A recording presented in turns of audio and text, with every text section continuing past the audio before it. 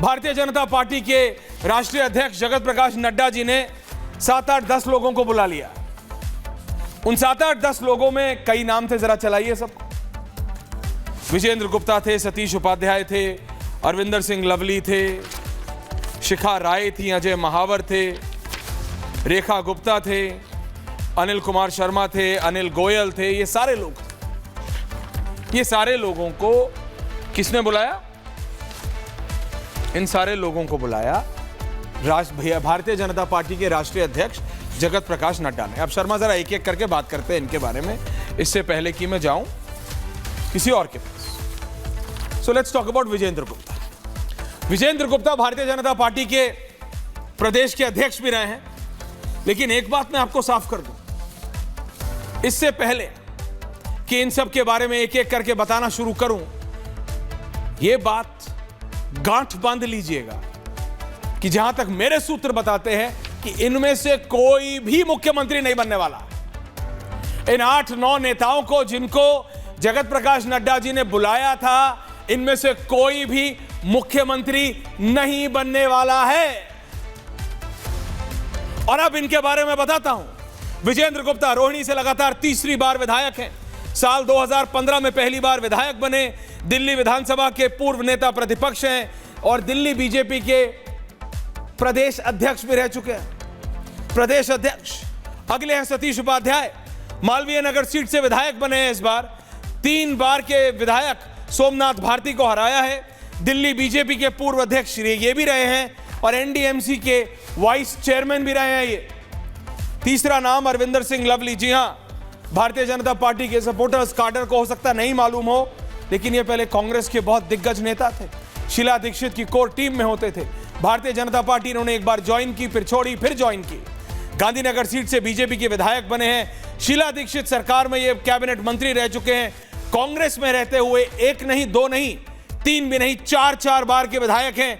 2024 लोकसभा चुनाव के वक्त ये दोबारा भारतीय जनता पार्टी में आए थे, लेकिन ये भी मुख्यमंत्री नहीं बनने जा रहे हैं। शिखा राय जी स्वर्गीय सुषमा स्वराज जी के बहुत क्लोज यानी बहुत क्लोज मानी जाती थी। शिखा राय जी ग्रेटर कैलाश सीट से विधायक चुनी गई। सौरभ भारद्वाज को 3188 वोटों से हराया इन्होंने। दूसरी बार भारतीय जनता पार्टी की ये पार्षद रह चुकी हैं। 2011 में लाल चौक पर इन्होंने झंडा फहराया था, बहुत पॉपुलर हुई थी उस समय। और जैसा मैंने बताया कि इनके ऊपर जो भी बीजेपी कवर करते हैं उनको मालूम था कि सुषमा जी का स्पेशल अफेक्शन इनके साथ रहता था, आशीर्वाद इनके साथ रहता था। अगला नाम है अजय महावर। गोंडा, उत्तर प्रदेश वाला गोंडा नहीं, अजय महावर शर्मा। अजय महावर, आप विजेंद्र गुप्ता चला रहे हैं।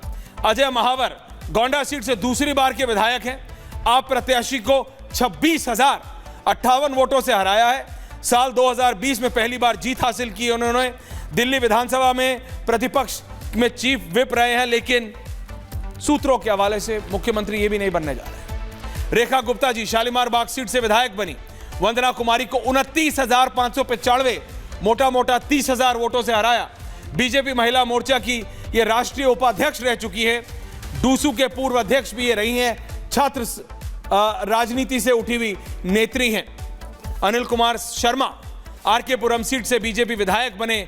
आप प्रत्याशी को 14,453 वोटों से हराया। दिल्ली के उप महापौर रह चुके हैं।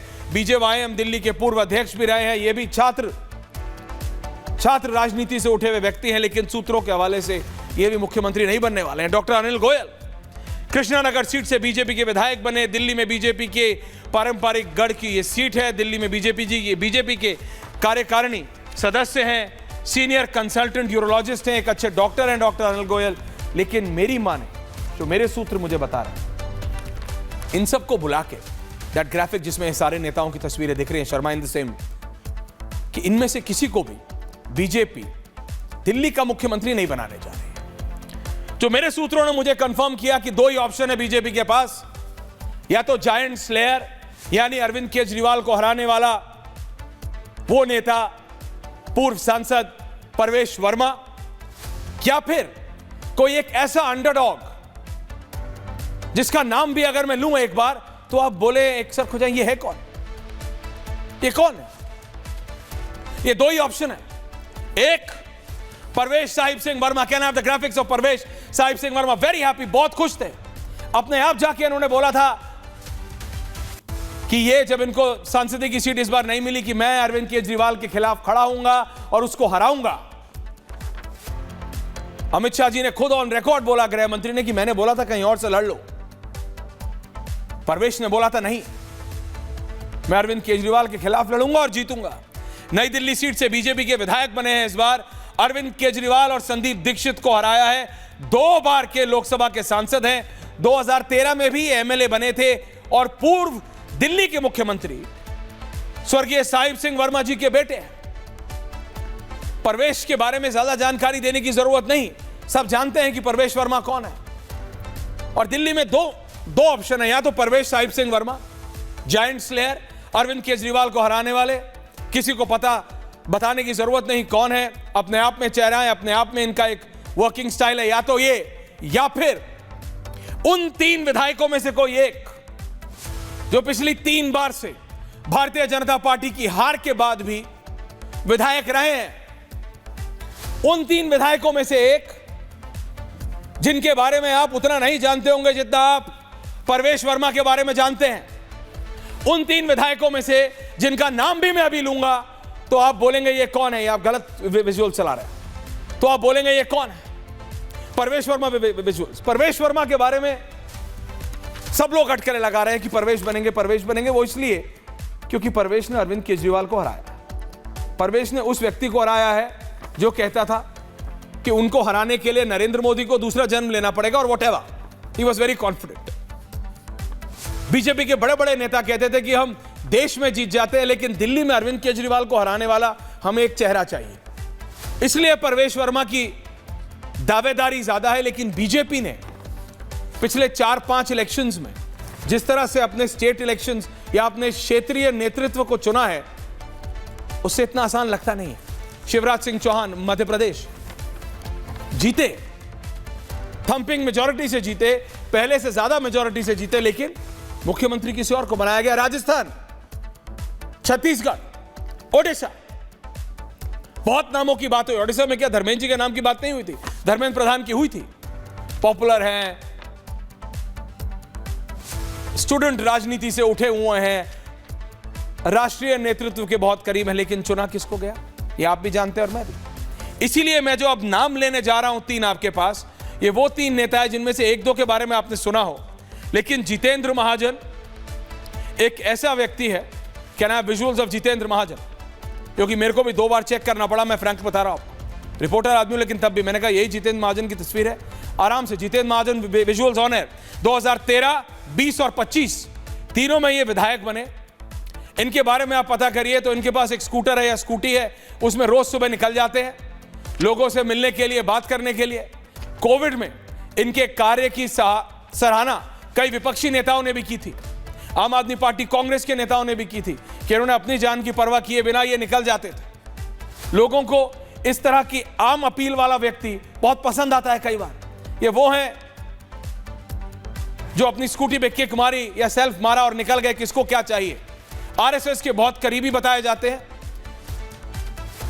बोला जाता है कि आरएसएस दिल्ली में अगर जड़ की बात समझना होता है कि जड़ में क्या है, तो इन रोहतास नगर के विधायक जितेंद्र महाजन से बात करते हैं आरएसएस के बड़े बड़े नेता।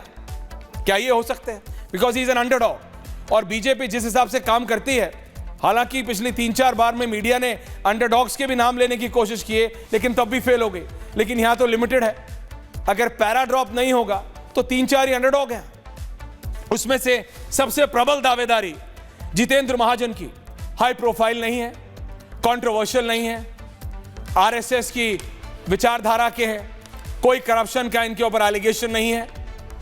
जैसे मैंने कहा, वेरी ग्राउंडेड, स्कूटर पे घूमते हैं, कोई काफिला लेके नहीं, कोई 15 सिक्योरिटी गार्ड लेके नहीं, जिसकी मदद जहां करनी होती है वहां। इसलिए कहा जा रहा है कि ऐसे कॉमन मैन रिप्रेजेंटेशन करने वाले आदमी को भारतीय जनता पार्टी चुन सकती है। और इसीलिए उन 8-9 लोगों को बुलाया गया था और कहा गया था हम आपका महत्व समझते हैं, हम आपकी सीनियरिटी समझते हैं। अजय आलोक जी आ रहा हो, बस 1 और मिनट। लेकिन आपको सरकार को एडवाइस करना है, आपको सरकार को मदद करना है। हमें अपना नेतृत्व चुनने दीजिए, ये हमारे सूत्र बता रहे। कितना सही कितना गलत पता लग जाएगा।